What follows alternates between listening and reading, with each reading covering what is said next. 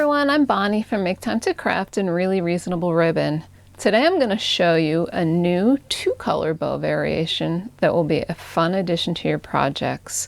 We're going to create this bow with the V2.0 version 2.0, and for my sample today I'm using 5/8 inch delicate stitched satin in blue topaz and royal blue from Really Reasonable Ribbon. Here's another variation of the same bow. This one is using 3/8 inch satin with silver metallic edges. This ribbon came out of the Really Reasonable Ribbon May Ribbon Club. If you really love ribbon and you like to have a variety of different colors and patterns for your projects, consider joining the monthly ribbon club. It's a great way to build your ribbon stash.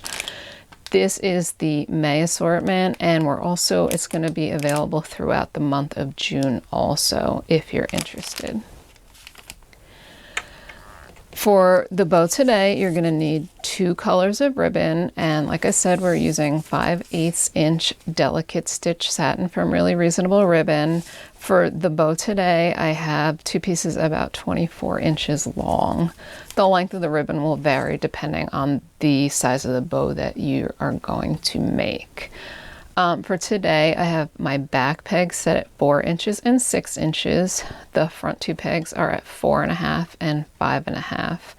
And I have 2 helping hands pegs set at 2 inches and 8 inches. And these are in the middle row for today, because I find it easier to tighten my bow at the end if these are on the same row as the back loops will be. So here's the bow, and with 2 different variations. This one I used the light blue, the blue topaz for the center, and for this one I made the center knot with the royal.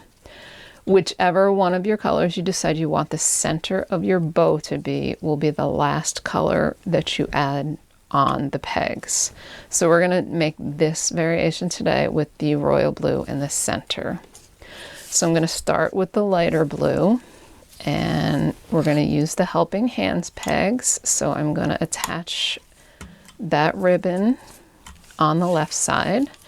I'm going to come behind the 2 center pegs, and we are going to wrap in a figure 8 pattern like we do with many of the bows, once around the back pegs, once around the front pegs, and then we're going to go through the center and out the back, and we're going to attach it on this side. I'm just going to wrap it around again to keep it out of the way with the helping hand peg.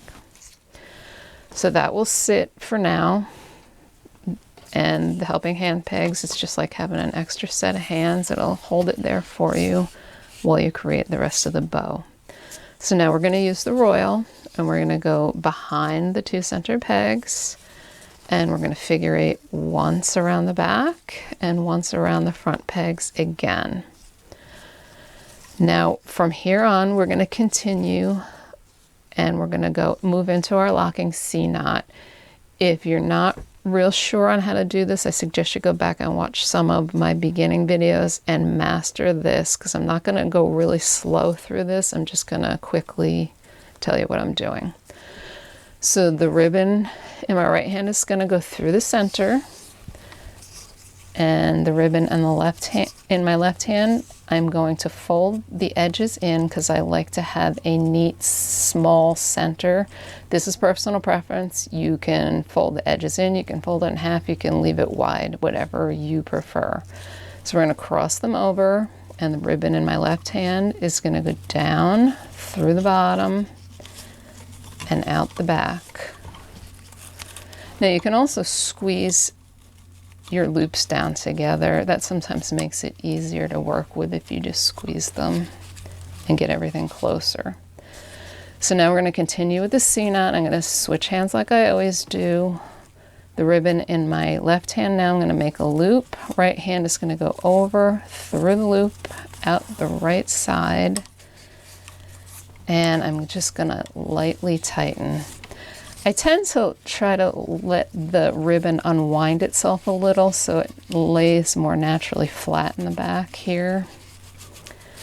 So we have it lightly tightened, and then I stop and I look. The key to making a fabulous looking bow is for these center pleats to be even. That will make a huge difference in the overall appearance.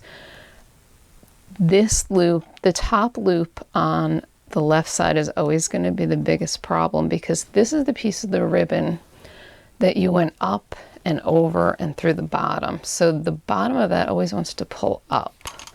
So either with your fingers, or I find tweezers to be really helpful, and I gently tug that back down so it has more of an even and flat appearance. And of course the back ones too, you don't want them folded over, you want them to be just nice and flat. Tighten it a little more.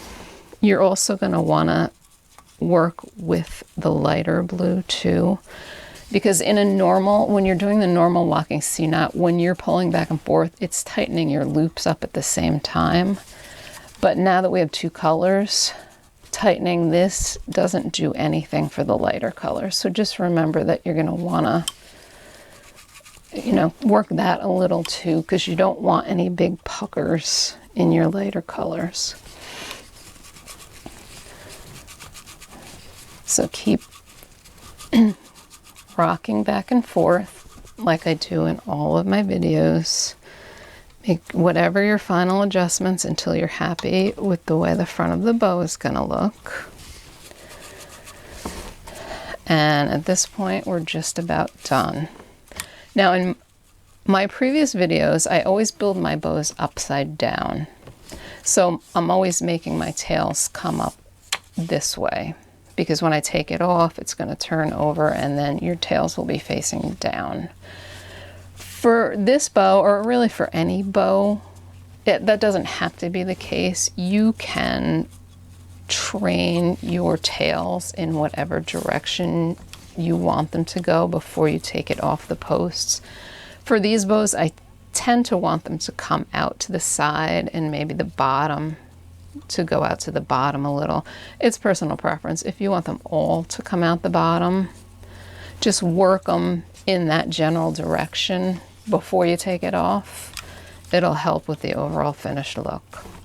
So when you're done, you're going to slide your helping hands pegs up and off, and then you're going to slide your bow off. And the only thing you have to do is a little fluffing of your loops, and you are all set. It's really an easy bow to create. And it's great because this did not grow and become a big, thick center knot. The only thing that you really want to watch with these bows is typically a locking C-knot is nearly impossible to untie, which makes it a fabulous knot for these bows. But because the light blue, or whatever color, is not your center knot, is not part of the knot, it's very easy by pulling that to adjust the loops. So you just want to be careful that you make all your adjustments before you take it off the pegs. You don't want to be pulling, especially on the color that's not your center color, because it will definitely loosen your bow. So here is your finished project again. I think it makes a great addition to cards or any project that you're making. Thanks so much for watching the video today. Be sure to subscribe to my channel before you leave so you don't miss any new bow tutorials. And please leave me a comment before you go. Happy bow making!